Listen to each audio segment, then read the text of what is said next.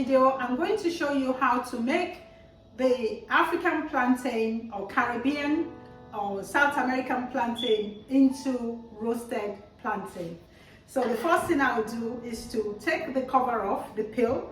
So I'm going to cut off the tail and the top, slit it across, remove the peel and then place it on a roasting dish.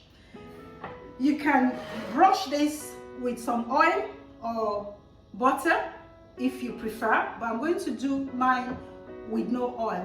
So I'm popping it into my oven at about 180 degrees and I'm going to cook it or bake it or roast it for about 30 to 40 minutes. So I'm going to pop it in and check it in between the cooking, maybe in 15 minutes time, just to flip it over to cook the other side of the plantain. The roasted plantain is ready. It's been going for about 40 minutes. I'm going to take it out of the oven now. Wow, it's so hot.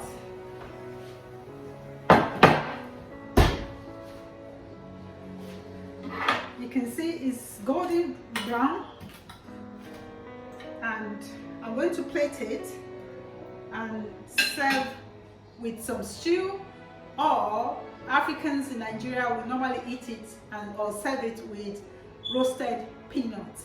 So you can actually have this with a knob of peanut butter. I'm going to serve mine with a spoonful of peanut butter.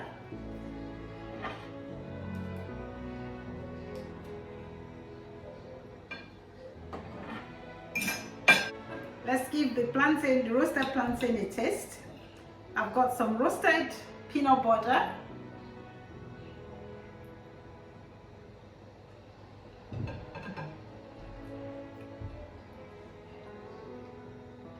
Enjoy.